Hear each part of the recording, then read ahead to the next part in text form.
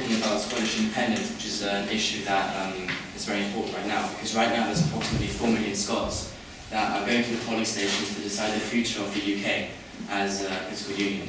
And this will have a huge impact on everyone's life, because we are kind of witnessing monumental political change on a global scale. And it's quite exciting to be able to live through something so important and having such broad access to information about something so important. So I decided to do a mini telethon on the day of the election. So when you'll get home at around 12, the first results will be out, the first predictions will be out, and we'll be able to see more or less whether Scotland will leave the UK, whether the UK will fall to pieces.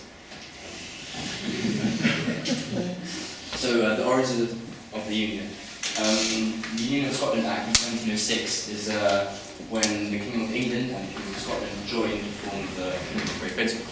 Now, at the time, ironically, there was actually quite a large proportion of the Scottish population against this union. About 3/4 of the people did not want it to happen. There were street riots whilst it was happening. So you may ask, why did it happen? And there is actually very large allegations of bribery by the King of Scotland, James VII, to the Scottish, the politicians who were choosing the union. He paid the money so that he could become the king of the UK. Of course, this is more of a conspiracy theory, but the economic factors definitely did play a large role, because there was an economic crisis a few years beforehand this union took shape, which is quite ironic, because the recent economic crisis is probably one of the major reasons why it's going to fall apart again. So the origins of the union mainly happened due to economic stability and bribery as such. So the reasons for Scottish discontent, the underlying reasons, really started in 1960, when Harold Macmillan held a speech about the wind of change, where he promised independence to the British colonies of India, South Africa, etc. This kind of sparked Scottish nationalism. They thought to themselves, if they can be independent, why can't we leave the UK? This is when Scottish people started thinking, we can go by ourselves as well. I mean, if India can, why can't we? So he started this whole movement, this idea that was that started festering within Scotland, that started growing within Scotland. This was then exacerbated by Thatcher's neoliberalism.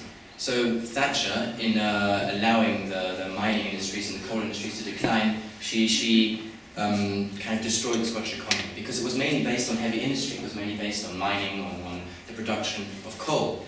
And now that all these industries were moving abroad to countries like Taiwan and China, where production was cheaper, many Scottish people became unemployed, and they began associating England with Thatcherism and with neoliberalism and with conservatism. And these were all values that they did not share. So she sparked even more this sentiment of Scottish nationalism as such. She reinforced it by her war against the unions, which were very prominent in the Scottish psyche. As Jason Cowley said, Thatcher did more for Scottish independence than any Scottish nationalist did. So even nowadays, when Thatcher died a few years ago, you can see Scottish people cheering on the streets. And it's a testimony to the controversial nature of this political figure, probably one of the most controversial political figures in the history of English politics. The economic reasons for Scottish wishes to be independent. Scotland is marginally poorer than the rest of the UK. This was exacerbated by the financial crisis, which obviously made Scotland even more poorer, as seen by the bankruptcy of the RBS, which was saved by the government of the UK, ironically. And Scotland is subsidised by the rest of the UK by 2%. I think it's around 60 billion that is spent more on Scotland than Scotland pays back in. So it's a testimony to Scottish lack of economic prosperity in comparison to the rest of the UK. So the Scottish National Party has been campaigning on a variety of platforms, but mostly political, sort of historic, romantic, appealing to the Scot to stand up against English imperialism kind of campaigning. Their main lines are more governing powers for Scotland, no more nuclear weapons stored in Scotland, control over foreign policy. Many Scots were opposed to the war in Iraq. Many Scots do not want to leave the European Union, which the Conservative government in Westminster is planning on holding a referendum on. So the conflicting opinions on foreign policy as such are making Scotland, or Scottish people, more willing to leave the Union. And most importantly, contrasting Scottish and English social points of view. So the Scottish people want a social democracy, and the English people want a conservative neoliberal government. This is quite broadly speaking. Obviously there's elements of both in both countries, but broadly speaking, that is the direction these countries are going into, and that is a major reason for the conflict. Now, the economic campaigning has been quite poor. The SNP's main line has been the oil funds in the North Sea. However, these, based on predictions, are declining very quickly. In 15 to 20 years, the experts say they could be starting to run out. And this could be a major problem for the funding of the S&P because it aims to lower taxes whilst increasing public spending, and that doesn't make sense economically. And it wants to fill this gap with oil revenue, which is running out. So this is a huge economic problem for the S&P, which it hasn't really addressed as such. Now, the Better Together campaign has been mostly economic, mostly based on Scotland not being able to pound, kind of fear-mongering as such, one could call it, but mainly trying to introduce doubts in the Scottish psyche, trying to make the Scottish people doubt that union would be the best for Scotland and for the Scottish people. They claim that it would lead to incalculable risks. There's a 400 million spending gap in the NHS, and there would be a loss of the subsidy that Scotland receives from the government in Westminster. So the argument has been mostly economic. However, it has also been mostly negative and a generally weak campaign. There was a lack of talking about the political union that they have enjoyed, such as the Second World War. As you can see, the Scottish troops marching past the pyramids in Egypt. So there is a shared history between Scotland and England. There is.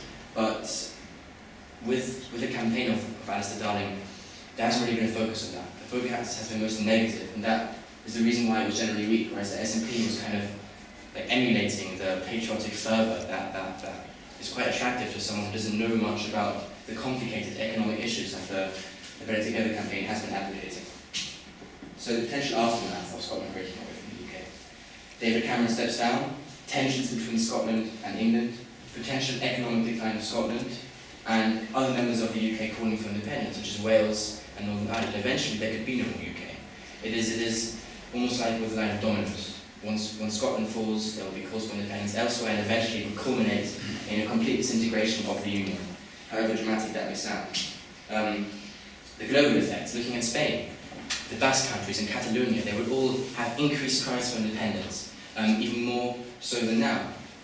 Spain has already said that Scotland would have to reapply for the EU, and that it would be difficult for them to do so. Because if Spain would support Scottish entrance into the EU, it would kind of almost like imply that Catalonia could also enter the EU once it leaves. So Spain is really opposed to Scotland leaving the UK. Spain doesn't want it to happen. Spain would be kind of not necessarily in tensions with, but would not like the new country of Scotland to exist as a sovereign state. And the UK would lose global force, global influence. If the UK can't control its own member states, how is it going to impose its influence over the problems in Iraq, over the problems between Pakistan and India? It's very difficult to maintain such global influence when it can't even control its own countries. And that is essentially a major problem for the UK because it would lose the role as a superpower that it has now. The predictions. Initially, there were large predictions for the vote for no. There was a large advantage for it. No one really worried about yes winning. No one did, until a few months ago. Because recently the votes have been too close to call between yes and no. So, for instance, looking at this graph of the yes and no votes, the orange being the no and the blue being the yes, you can see recently here, that is where the yes campaign actually was predicted to be in the leads for winning. And that's when everyone started to panic. That's when the three main political leaders went to Scotland to hold rallies, to hold campaigns. And that's why everyone really started to panic. But recently there has been a small divergence in opinion. However, the undecided voters are still quite large. So there really is no way of predicting what's going to happen. You're going to get home and at 12 o'clock tonight you'll be completely surprised because there's no way that anyone can predict what's going to happen. It's impossible.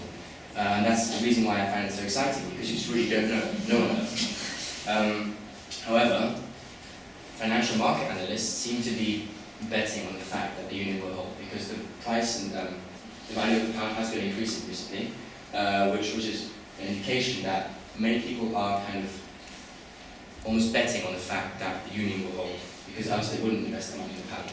So you can see the dip in the pound was when the yes campaign was put into the lead, and now recently you can see a rise in the pound again. So that's a bit reassuring, but I wouldn't take my word for it as such. And that's it. That is probably the flag if Scotland wants to leave the UK. So if you go to the Olympics and you support the UK, you would be holding that flag, which is much as exciting because it's colours and stuff. So that's, yeah, pretty much that kind of highlights.